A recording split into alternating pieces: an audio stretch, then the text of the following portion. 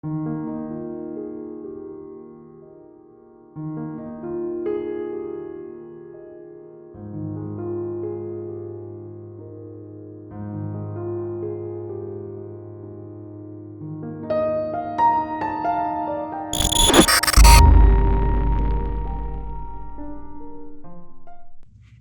一下今天早上的冰晶啊，冻出来一个山啊，和远处的雪山正好对应。我们昨天就停在这个地方啊，这旁边是一个村子啊，扎达县就在那个山后面啊，那边也全是山。昨天下午开了一下午的盘山路，开到8点，实在是晕得不行啊。那边是昆沙乡啊，然后阿里的机场也就在那边。给大家看一下咱们日常的在野外怎么解决洗漱问题啊，就靠这根水带啊，洗脸、刷牙这些全都靠这个水带。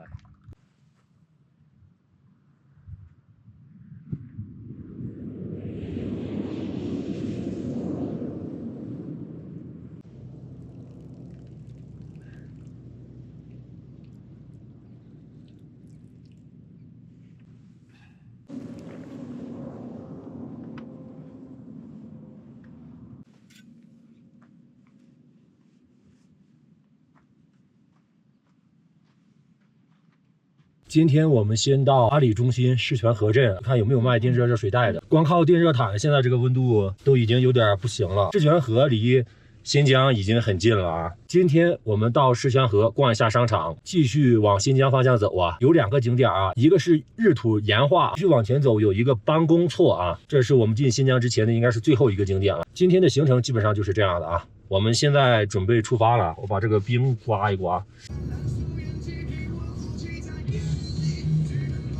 看到释泉河镇了啊，远远的已经能看到了。看一下这边的油价啊，快10块钱了。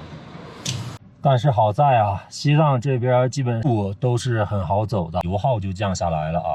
平均油耗是差不多应该是6个油啊。这样算下来的话，其实和我们在云南的花费是差不多的啊。这边的油价格贵一点啊，但是平均油耗低一点啊，所以说整体就拉平了。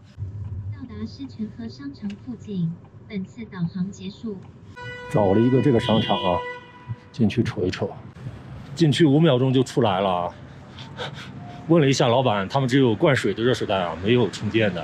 这边有个商业广场啊，还挺大的，我们进去看一下啊。第2个商场也没找到啊，我们再去又找了一个啊。这个超市里边订的这个热水袋啊，要80多块钱啊，小的还是。我们现在先买了个这个，买了个润唇膏，花了20块钱啊，真的是太干了嘴啊，嘴唇都裂了。这边有个百货啊，有热水袋50块钱，我准备再逛一下啊。然后刚才在那个杂货店那边50块钱，感觉杂牌的话可能会有安全隐患啊。我想了一下啊，决定还是不买啊。我们刚才在美团上面搜了一下啊，找到一个店也是卖这个的电暖宝的，跑过来看一下啊。美团上面卖的是58还是53啊？店里边卖45块钱啊。不过这个暖手宝也是那种劣质暖手宝啊，它不是电热丝加热的，它是直接加热里边的液体。真正安全的这种热水袋是里边是电热丝加热的，然后充电也是有那个防爆夹的啊。严格来讲啊，都是已经淘汰了的技术啊，就凑合用吧。还是挺漂亮挺可爱的哈，这还带了个提手呢。老板说带提手的这种的进货价都要加3块钱，没有防爆夹，就是放在上面充的。决定还是不买啊。在西藏吃个煎饼果子，好久没吃了。买了个鸡蛋灌饼啊，15块钱。所以说可以看出来这边的物价啊。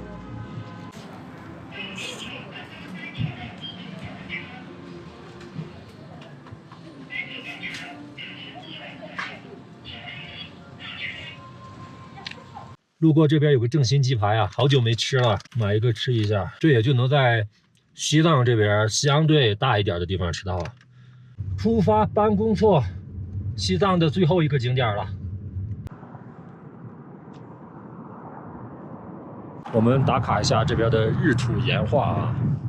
顾名思义，就是在这个石头上刻的啊。这个绘画水平有点像幼儿园的那种绘画水平啊。看它上面的这个画已经都有点风化了，消失了，看一次少一次吧。这种景点，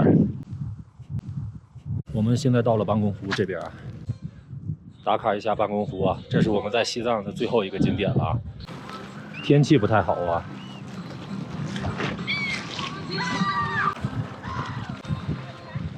咱们打卡一下长脖子的天鹅湖啊。张公错藏语的意思就是长脖子的天鹅啊，因为这个湖是一个裂谷湖啊，整个湖长大概150多公里，只有一部分在咱们国家境内啊，另外一部分在印度控制的克什米尔区域内啊。然后这个湖还是一个爱国湖啊。为啥这么说啊？因为这个湖在咱们国家这个部分啊，湖水是淡水的，然后里边有很多的鱼，湖水非常的清啊。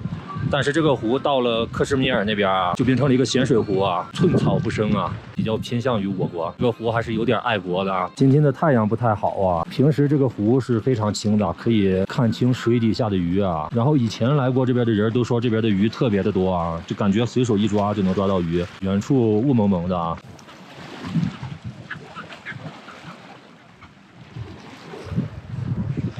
没有海鸥能抗拒得了这个啊。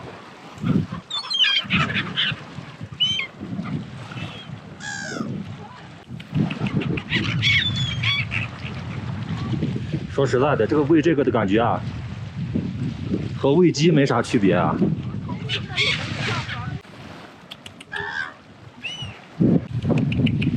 敢不敢吃啊？啊！来来来！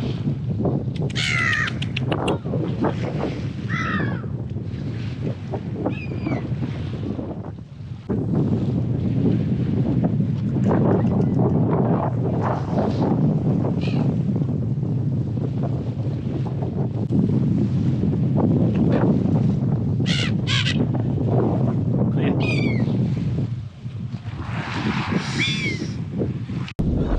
2根火腿肠就能让这些海鸥啊，真是前赴后继啊，是吧？